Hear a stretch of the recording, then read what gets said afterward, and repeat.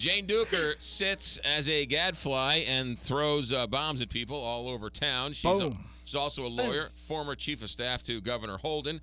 And John Deal is Speaker of the House in waiting. John Deal, earlier this week, Normandy, it was disclosed by our hometown newspaper that Normandy hired Andrew Blunt to the tune of, I think it was $130,000 to lobby you and your colleagues down in Jefferson City.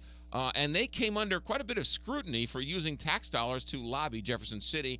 What are your thoughts as you listen to that story? Well, it's nothing new. I mean, it's pretty common for, and that's been a big frustration of mine for quite a long time, is the amount of money that public and taxpayer-funded institutions use to lobby us for more money, more tax money for those institutions. So it's not just Normandy hiring Andy Blunt. A lot of school districts do this. A lot of public education universities do it. There's another group called the Cooperating School Districts that all the schools pay fees into that are taxpayer funds that then turn around and advocate for more money for the schools. So it'd be interesting for they to do a further expose on how much total money the education establishment spends just to keep its money mechanism going on that. But back to the issue of Normandy, and I think this is some of the issues that they have with the $5 million. I don't know that we still understand, and we talked about this last week, and even a week later, that we understand why the number is $5 million. We understand that they're going to run out of money in April, and they have to get through the end of the school year. Well, if the total budget is $17.5 million that I've heard for the entire school year that they're draining down, and they can get through April, why is it $5 million to get through one more month? Yeah. And those are things that we're trying to drill down. I think there's a lot of questions as to, I think we, generally speaking, don't want the school to shut down with a month left in school and leave those kids out in the cold. Right. I think there's a general consensus that we have to get through the school year, but why $5 million?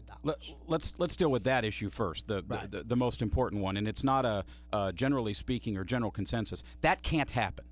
That's the first thing. The legislature or the governor or somebody has to say to those Normandy kids, you will finish your school year in Normandy. We'll figure out what the actual dollar amount, whether it's $5 million or not, and you'll get that money, and you need to know today you're going to finish your school year. That should happen today. It should have happened already. So that's just on the issue dealing with that. Letting those kids not finish the school year would be a joke, would be horrible, would be a crime. It's got to get done. But to the issue of the lobbyist, I wrote a piece making fun of St. Charles Republican Mark Parkinson earlier this week because of his vociferous criticism of this. This is a guy who, like many in the legislature, lives and has lived off of lobbyist meals and lobbyist gifts, including some from the university, tickets to the ball games. They love tickets to the ball games at the University of Missouri to go watch the Tigers, but that's different. That's different because they're getting a benefit of it.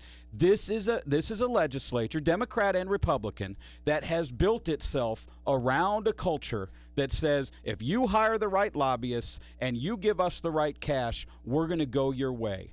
And so now the poor public school district that's about to be shut down decides, hey, you know what? If we hire Andy Blunt, we might get our money, and they get ticked off about it. It's hypocritical. It's ridiculous. Figure out what the dollar is. Get the school year finished so that they can get through. And in the meantime, by the way, fix the transfer law that you've ignored for a few years that you knew was coming that was going to create this problem to begin with. Jane Duker. I mean, John. That's just ridiculous. And this is going to be a case in point, right? The case you just cited was, well, this is a culture where you hire the right lobbyist and then guys like me are going to bow down and give them what they want. Well, Normandy hired Andy Blunt to get $5 million. Let's check back in 30 days to see whether or not he gets it. And that'll prove you wrong.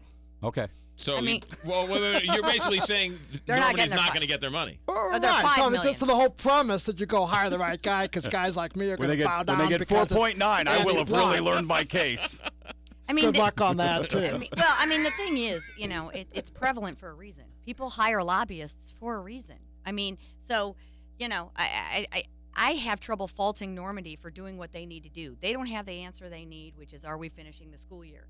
And, if they don't do everything in their power, I mean, how do they explain that to their constituents? I mean, they have constituents just like the legislature does. And so, I'm just really, I'm upset that it's needed because, you're right. Everybody does it. It's not just public education. It's other institutions. And that's the way it works, though. Term limits have increased that culture because lobbyists know more than the legislators, and so that's what happens. Well, it's interesting because on Sunday, I think it was Kevin McDermott from the newspaper had a story about how the higher education schools, University of Missouri and Truman and all these other ones, hundreds of thousands of dollars in lobbying to get money out of Jefferson City. Absolutely. Then comes Alyssa Crouch's story on Tuesday or Wednesday that says Normandy's getting, and all of a sudden now they're outraged. How many taxpayer-funded entities hire lawyers or hire lobbyists to get money out of Jefferson City? Directly or indirectly, all of them. All of them.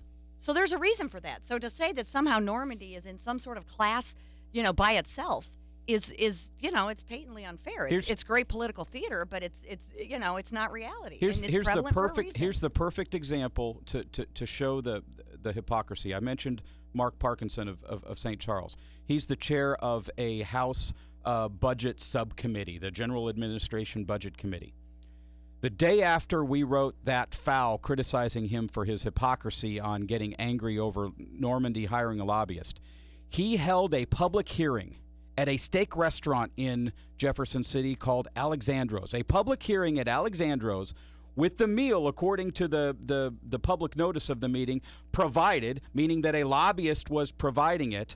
The hearing was about MoDOT, a public body, which we all know is out there seeking a bunch of money for roads. Now, the lobbyist was probably a lobbyist for one of the concrete companies that's actually spending the money to make sure that MoDOT gets its money, but it's exactly the same thing. And he's saying, oh, Normandy can't do that, but I'm going to go have a steak at Alexandros and have a public meeting with the lobbyist paying for my steak. It's ridiculous.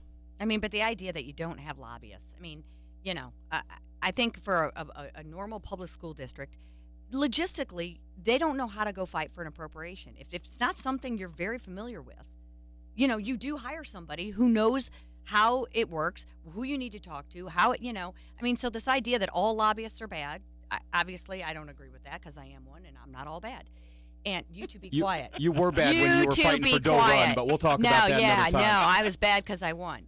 So, I mean, but there's a reason for that. And why don't we look at the reason that you need to hire somebody familiar with the process to work the system? Well, my point is that lobbyists work. If they didn't work, really smart people wouldn't hire lobbyists. Absolutely. And there's a reason why it's there. It's not all bad. It's not all good.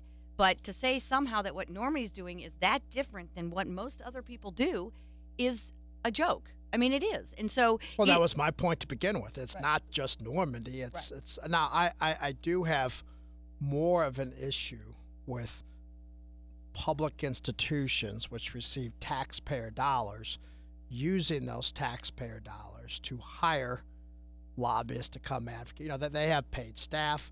They have people on staff that are supposed to answer to the appropriators that give them the money.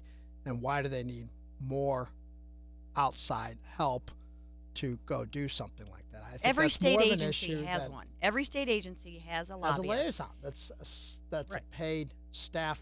So we're talking they're a paid lobbyist. They have to register. I mean, it's been under every administration. Jane, there's a difference between someone who's on staff and whose salary is appropriate in the budget versus using agency money or taxpayer money to go hire outside lobbyists. I don't understand the distinction. I mean, it's still public dollars, and they're still having a job to go lobby the legislature. That's Jane Duker, John Deal, Tony Messenger. Parting shots next when we come back.